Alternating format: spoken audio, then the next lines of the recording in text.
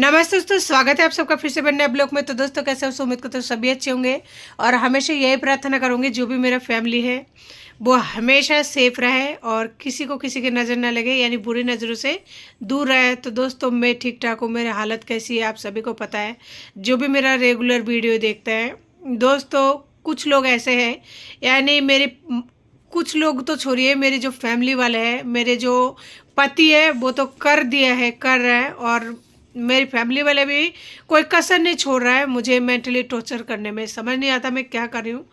थक चुकी हूँ, पूरी तरह से थक चुकी हूँ। उनको प्यार से समझा के देख लिया, उनके साथ झगड़ के देख लिया, और मैं उनसे बात नहीं करके भी देख लिया, लेकिन किसी भी तरह से मुझे कोई रिलीफ नहीं मिलता है।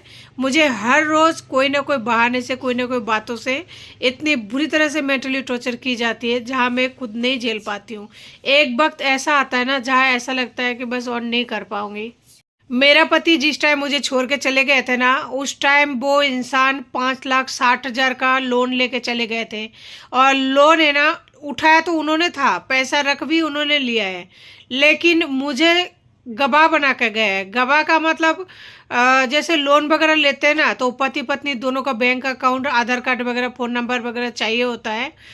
तो उस बंदे ने मेरा भी दे दिया, अपना भी दे दिया। अब वो तो भग गया और फ़ोन वगैरह स्विच ऑफ कर लिया, दूसरा नंबर चेंज कर लिया। अब लोन वाले जो है मेरे पीछे पड़े हुए हैं।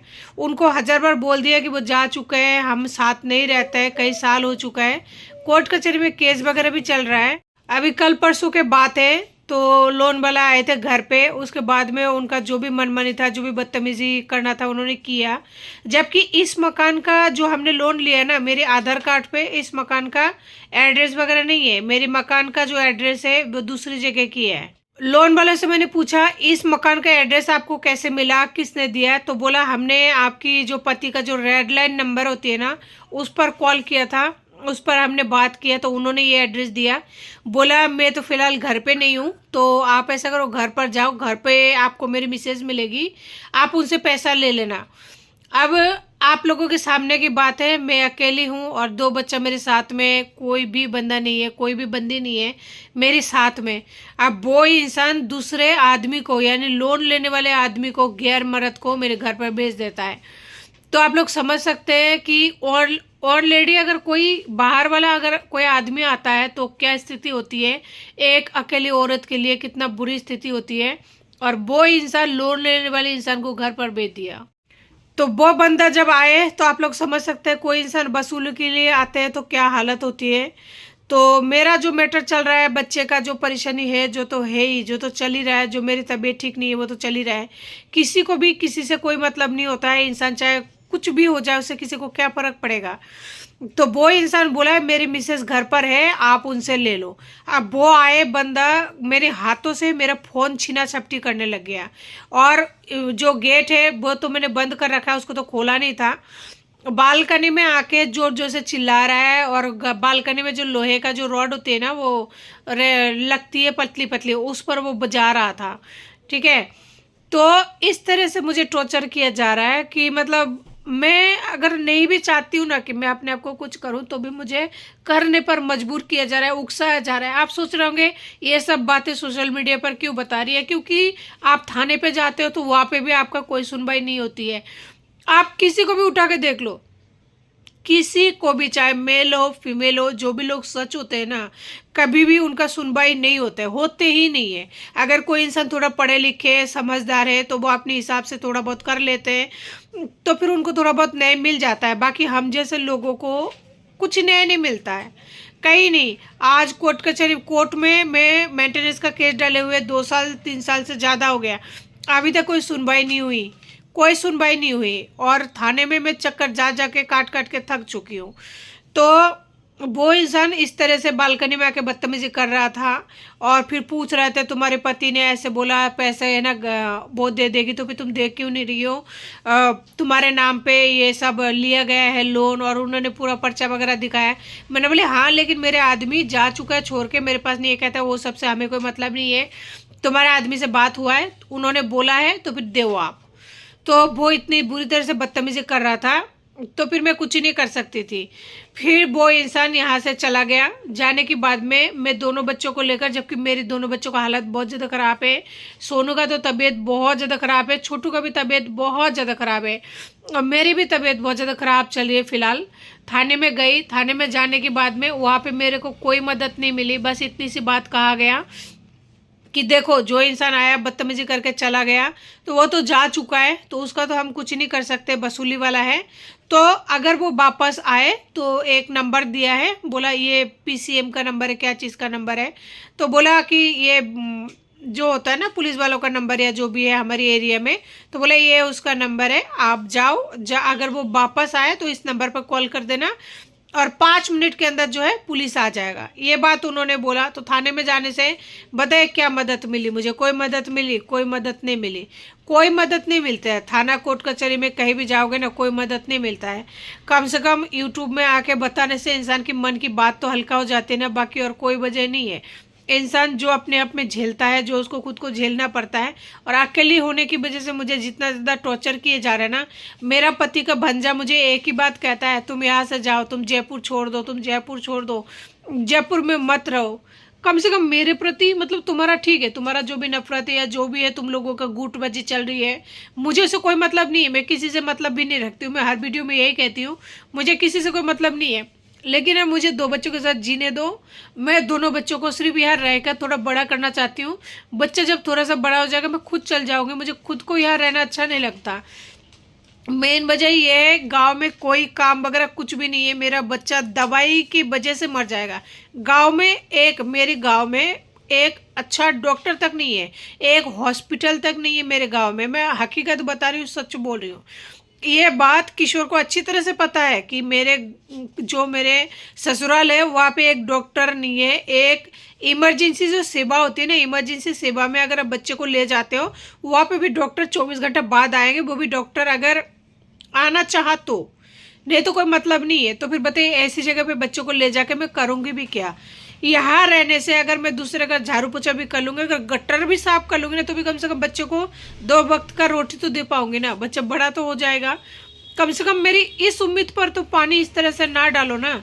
उसका भांजे का एक ही बात कहना है, मेरे मामा जी थे तभी तुम जयपुर में थे, मेरे मामा जी है जब भी तुम जयपुर में हो, तुम्हें जयपुर में रहने नहीं दूंगा, तुम्हारे जो मन में है जो कर दूंगा। मैंने उनकी भांजे का अभी तक किसी भी केस में किसी भी चीज़ में नाम नहीं लिया, आज पहली बार बोला है।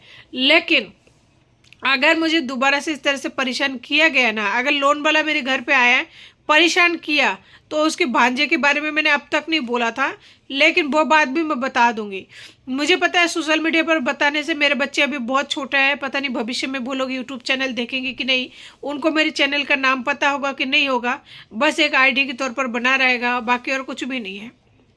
उसके परिवार में ऐसा कोई भी इंसान नहीं है जिसने मुझे टॉर्चर नहीं किया है, लेकिन मैं फिर भी उनका गुणगान करती रहती हूँ, क्योंकि मुझे किसी से ना तो दुश्मनी मोल लेना है, ना ही किसी से उलझना है, ना ही किसी से कोई मतलब है। लेकिन वो लोग मुझे जीने ही नहीं दे रहा है। अभी मेरा आदमी मेरे से दूर जा चुका है। जो भी पैसे का उनको चूना लगाना था, जो भी मुझसे लेना था, एक गरीब औरत के पास में कितना होता है वो ले जा चुका है। कुछ भी नहीं छोड़ा, फूटी कोरी तक नहीं छोड़ा। आज वो कभी किसको भेज देता है घर पर कि जाओ वहाँ पे जो लोन लेके गया हूँ मैं, मेरी पत्नी बैठे हैं, जा पैसा लेके आ जाओ। घर पे इतने दिन थोड़ा सा बंद था, ये कोर्ट कचहरी का जो केस उस चल रहा था ना, थोड़ा सा बंद था। अब वापस से थोड़ा कोर्ट कचहरी का मामला थोड़ा शांत पड़ा हुआ है। ये बंदा वापस से उछल रहा है और वापस से आज फिर से उन्होंने भेज दिया घर पर आदमी। अब समझ में नहीं आता कि मैं वापस से थाने का चक्कर काटूँ उस आदमी को पकड़वाने के लिए, या फिर मैं जो है हॉस्पिटल में जाऊं। बच्चे का टीका जो लग रहा है, एक 10 तारीख को टीका लगा है, एक 13 तारीख को टीका लगा है, एक 17 तारीख को टीका लगा है, तो 3 टीका लग चुका है। 2 टीका उसका अभी भी बाकी है। तो 2 टीके का तारीख है इसका, एक तो 24 तारीख को है, एक 7 तारीख को है। ठीक है, तो या तो मैं हॉस्पिटल भागूं बच्चों को लेकर, बीच में तो कुछ भी हो रहा है, वो तो हो ही रहा है, बच्चे का तबीयत ठीक नहीं है, कुछ भी हो रहा है, वो तो हो ही रहा है। लेकिन समझना बहुत ही ज़्यादा, मतलब क्या करूँ, कुछ समझ में नहीं आता है कि मैं कोर्ट की तरफ भागूं या मतलब थाने की तरफ भागूं, या फिर मतलब बच्चों को लेकर हॉस्पिटल की तरफ भागूं, या खुद की तबीयत को देखूं, या दिमाग में जो चल रहा है ना, दिमाग की स्थिति उसको देखूं। मतलब मुझे पागल करने में कोई कसर नहीं छोड़ा जा रहा है। बस उनके भांजे का मैं नाम इसलिए ले रही हूँ क्योंकि वो कहते हैं ना, धीरे धीरे जब इंसान की सहनशीलता की बांध टूटती है ना, तो सबका फिर नाम बाहर आ जाता है। अब तक मैंने किसी का नाम ही नहीं लिया, लेकिन अगर जरूरत पड़ी, मेरे घर पर अगर लोन वाले लोग आए ना, तो मैं सबका नाम बताना चालू कर दूंगी। क्योंकि जब तुम लोग मुझे जान से रहने ही नहीं दे रहे हो जिंदा, तो कोई इंसान क्या करेगा। दो छोटा मासूम बच्चा है, दूध पीता बच्चा है, ऑलरेडी मैं उनको लेके इतना परेशान हूँ, मेरा भीख मांगे से भी ज़्यादा खराब हालत हो रही है, और ऊपर से वो इंसान इस तरह से टॉर्चर किए जा रहे हैं। अरे तुम लोन लेके गए हो, पैसा तुम्हारे पास था, पैसा तुमने खर्च किया है। कौन सा ऐसा आदमी है जो लोन का पैसा उठा के अपनी पत्नी को दे देता है? 100 में से इक्का दुक्का आदमी होगा जो लोन उठा के अपनी पत्नी के हाथ में देते होंगे। बाकी जो भी लोग लोन उठाते हैं ना, ये पतिए सारा खुद ही रख लेते हैं। और तुम अपने ले गए हो, तुम अपना लोन उठा के लेके गए हो, उनको चुकता करो। जितना भी लोन लेके गए हो, नहीं चुकता कर रहे हो तो इंसान को घर पे भेज दे रहे हो। बस मेरी मजबूरी है, मैं थाने कोर्ट कचहरी में भग नहीं पा रही हूँ क्योंकि मेरे बच्चों को देखने वाला कोई भी नहीं है। अब पता नहीं क्या होगा, लेकिन मैं थाने में एक बार जाने की कोशिश करूंगी। वही बात है कि थाने में जाऊंगी, मम्मी को बुलाऊंगी, मम्मी आएगी नहीं, बड़ी मुश्किल से उनका पैर पकड़ना पड़ेगा, फिर उनका हाथ पैर पकड़ के फिर उनको जो है छोड़ के जाऊंगी, तो बच्चा वैसे बीमार है। अब देखती हूँ भगवान क्या करता है। लेकिन ये जो आदमी करके गए ना, उसका मेरे पास में फ़ोटो है, बाकायदा उसका फ़ोन नंबर भी है। फ़ोन नंबर फ़ोटो दोनों चीज़ है मेरे पास में, क्योंकि वो इंसान फ़ोन किया था मेरे को, मेरे फ़ोन को स्विच ऑफ कर दिया था, तो मेरा पति ने उसको नंबर दिया, वो इंसान फ़ोन किया, मेरे फ़ोन को स्विच ऑफ कर दिया। उसके बाद फिर इस बंदे ने, लोन वाले बंदे ने मेरे पति को जो है बोला होगा एड्रेस के लिए, तो एड्रेस दिया, जब जाके वो घर पहुंचा। नहीं तो मैंने फ़ोन स्विच ऑफ कर दिया, कोई इंसान घर पे कैसे आ सकता है। और मेरा इस घर का जो एड्रेस है ना, किसी के पास नहीं है, मेरे पति के पास है, मेरे मम्मी के पास है, यानी जो लोग जानते हैं उनके पास है, इसके अलावा किसी के पास नहीं है। तो मेरा पति मुझे जिस तरह से टॉर्चर कर रहा है ना, मुझे पता है कि मैं पता नहीं क्या है क्या नहीं है, लेकिन अगर मैं 15 दिन या महीने भर तक वीडियो नहीं बनाऊँ ना, तो ऐसा मान लेना उसके साथ कुछ हो गया है। क्योंकि मैं है ना वीडियो बनाए बिना रह नहीं सकती। मुझे आप लोगों के साथ जुड़ने का है ना, एक अजीब सा सिलसिला सी जुड़ गई है, जहाँ मैं आप लोगों के साथ कनेक्ट हुए बिना रह नहीं पाती हूँ। और मेरा आदमी इस कदर मेरे साथ बदतमीजी किए जा रहा है, उसका जवाब मैं नहीं दे पा रही हूँ। अगर कोई होता ना, उसको जाके 2-4 तमाचा लगाते तो वो अपने आप सीधा हो जाता, उसको लगा नहीं पा रहा है। और पुलिस वाला क्या बताऊँ, दूसरे के बारे में ज़्यादा नाम बोलूँगी तो फिर मेरे ही नुकसान है, तो इसलिए दूसरे के बारे में कुछ ही नहीं कहना।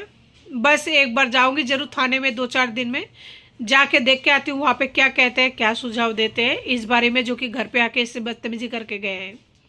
जो मेरी एरिया का थाना है, यानी जो मेरे पास में लगता है ना, वो उन्होंने तो कुछ किया नहीं, बस इतना सा नंबर दे दिया, एक बोला ये नंबर ले जाओ, जब आएंगे दोबारा से वो कर लेना, दोबारा से बुला लेना, जब हम उसे पकड़ लेंगे। और देखते हैं दूसरा जो थाना मेरा लगता है, महिला थाना जिसको बोलता है, मैं वहाँ जाऊँगी, वहाँ जाके ये बात बताऊँगी जो भी हुआ है मेरे साथ में। सबसे बड़ी मेन वजह, मेरे बच्चों को रखने के लिए कोई नहीं है, मेरी इस दुनिया में कोई नहीं है। ना तो मेरा बाप तो मर गया, ठीक है, मेरी माँ है वो भी मरा समान है। मेरी माँ आज भले बूढ़ी है, लेकिन मेरी माँ होना ना होना आज की बात नहीं है, मेरी जन्म से ही मेरे लिए बस नाम का माँ है। इसके अलावा मेरे लाइफ में उनका कोई रोल नहीं है। जैसे मैं आज हूँ वैसे कल थी, वैसे ही मैं बचपन से लेकर अब तक बड़ी हुई हूँ। मेरे माँ का कहीं भी कोई चिन्ह नहीं था, और आज भी मेरे माँ का कहीं भी कोई चिन्ह नहीं है। तो मुझे किसी से कोई शिकायत नहीं है। बस भगवान मेरे को, बच्चों को पालने के लिए मुझे थोड़ा सा समय मांग रही हूँ, लेकिन मेरे पति के भांजा, मेरे नंदे नंदोई सब मिलकर, जो भी जेठ जिटानी है, मुझे नहीं रहने दे रहा है। बोल रहा है जयपुर से जाओ, जयपुर खाली करो।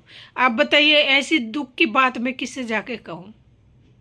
मैं नहीं समझ पा रही हूँ। अगर आप लोगों को समझ में आए तो कमेंट करके ज़रूर बताना कि ऐसे हालात में मुझे क्या करना चाहिए।